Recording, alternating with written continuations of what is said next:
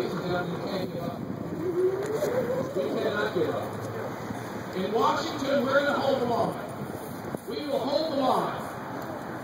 I'm not as convinced that we can do it in Maryland. Because we've got a president who believes, the governor rather, who believes, as Rahm Emanuel said, never let a crisis go to waste. He's going to use a tragedy to create an even greater tragedy. A tragedy of stripping God-given, constitutionally guaranteed, but God-given rights of liberty under the Second Amendment. Tyrant! That's right. Standing on the graves of the children. Don't stand for it. Don't stand for it.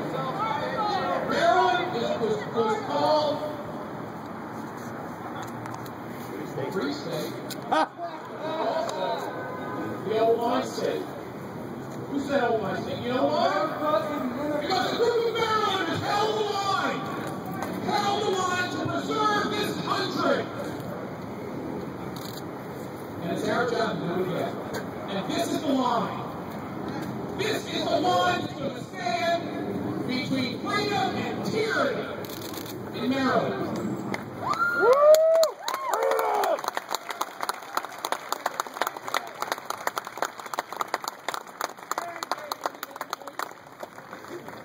When I work here under this dome, it's my pleasure to introduce one of the greatest defenders of our rights, still a great defender of our rights here in Annapolis, and one who's going to help us to be leaders in this. Because, ladies and gentlemen, they got their leader.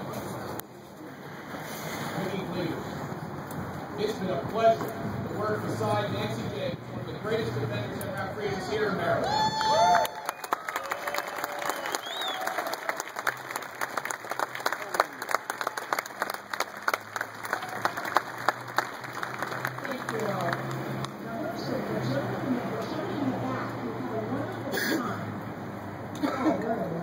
Gun control is electronic to reduce drunk driving by making it tougher to show to own cars. That was a goal.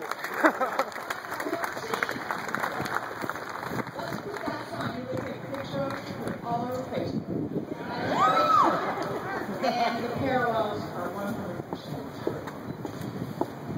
I might be the only woman senator that packs. Just bought a new gun, a Civic, a couple weeks ago. Excited about it, been firing it, wiping it off. I have my granddaughter with me, young lady there in pink. Her name is Abby. She's 13 years old. She knows how to shoot.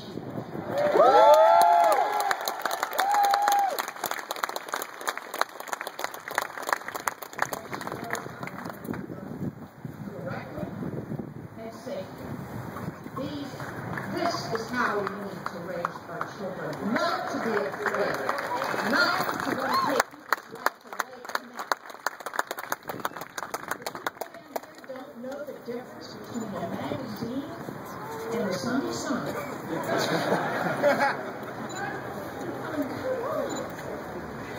We're trying to educate them. It's hard to educate fools. It's hard to educate people who don't want to know the truth. You can't feel stupid. I did that yesterday somewhere else too. It was pretty good. It might have been at the White House. I just want to tell you, there's a lot of us down here who stand with you, who are going to stand for you, and we are not going to do it.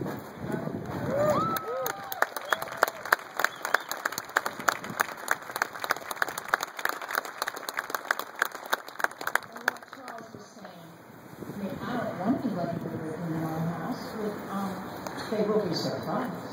They do.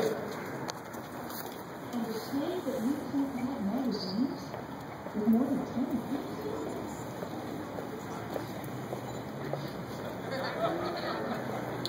An assault weapon?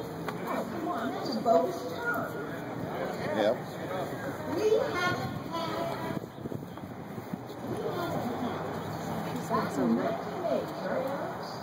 is when we were not allowed to have machine guns like the Army does.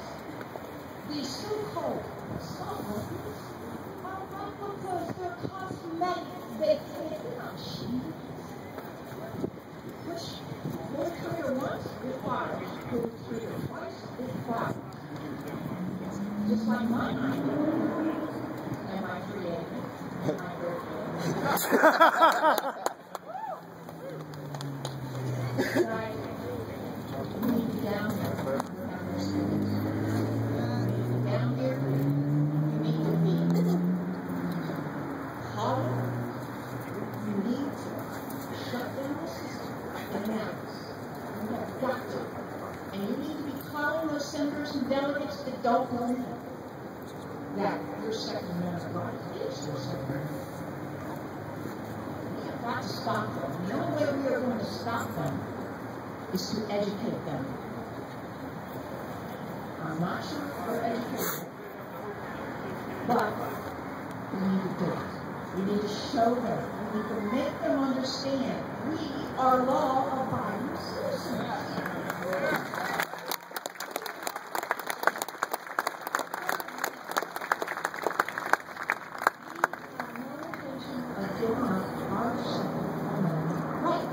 And we shouldn't.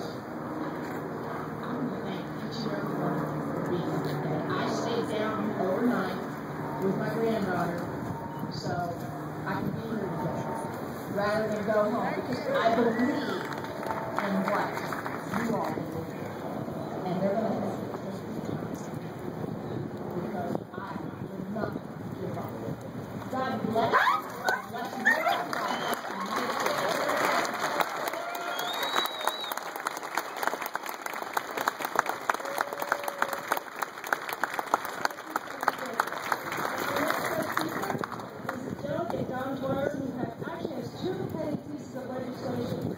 And he's going to tell you all about it.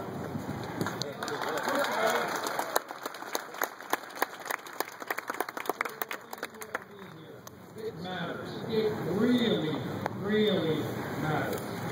First of all, let me thank the veterans that are here. Let me thank the veterans that are going to see this on the internet. Because they have bled and died.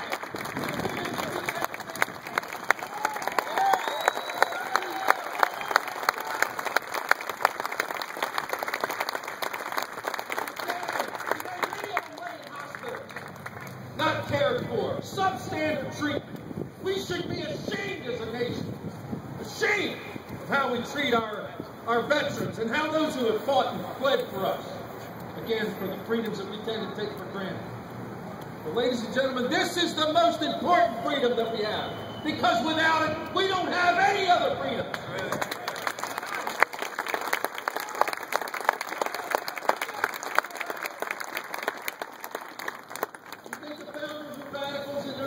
You better believe they were. Yeah, they were radical too. Like every one of you. But you know the difference between us and the real radicals? The real radicals are out killing people innocently. They're the real radicals. Those are the people that tend to live peaceful lives, aren't they? Ladies and gentlemen, again, I do have two pieces of legislation that directly deal with this issue. The first one would prohibit the federal government from enforcing its gun restrictions and taking of our guns in the state of Maryland across all sectors.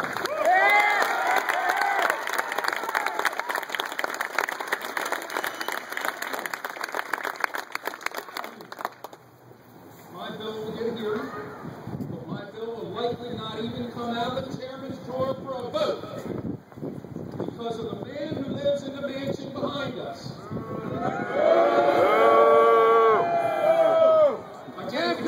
Right?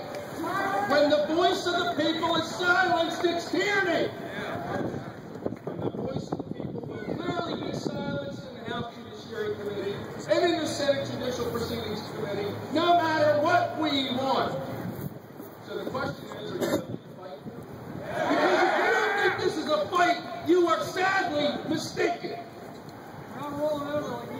This is the fight of our lives.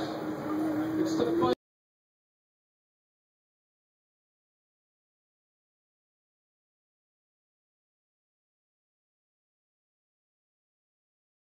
What's out of Washington. Again, it's tyranny, folks. Watch the news. It doesn't take rocket science to understand what's happening to our great nation. We've seen it for years now. The problem is that the current president doesn't really care how much he exposes his hand, does he? He doesn't care. So again, the reality is that we, the people, must again stand on the line and say, not in my county, not in my state, not at my door. You try to take my guns and somebody's going to die at my doorstep.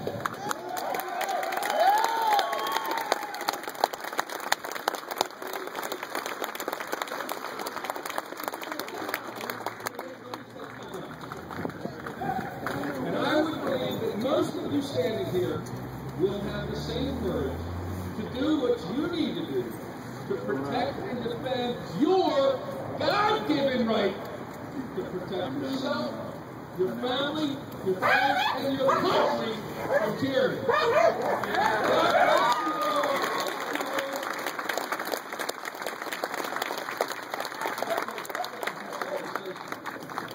I have another piece of that.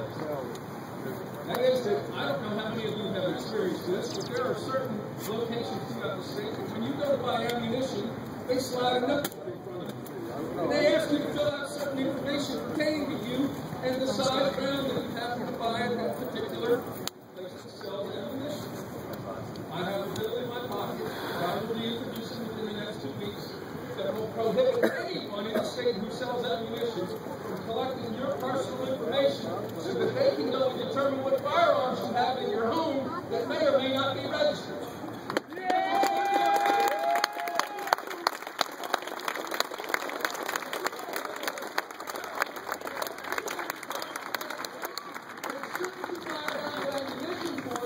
They now know that you own, in my case, an antique 32 caliber pistol short that I wanted to buy a box of ammo for. And I signed the book. You know why I signed the book? Because I knew it was illegal for them to collect that information. But I wanted my name in that book. And then I challenged the Maryland State Police in the House Judiciary Committee last year. And it got him so upset that he ended up admitting that yes, he knew the program.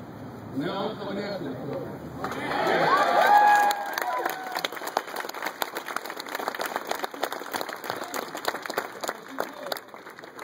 Congressman Harris, from Senator Jacobs, you've got to come down here. Not only do you have to come down here, you have to bring 10 people with you. Bring 10 people with you that care about liberty and justice and freedom for the state of Maryland and for the United States of America. We need to fill this place when we have those good hearings. And we need to demand that those bills are voted on so that we know who the real criminals are in the State House. God bless you all. Thank you.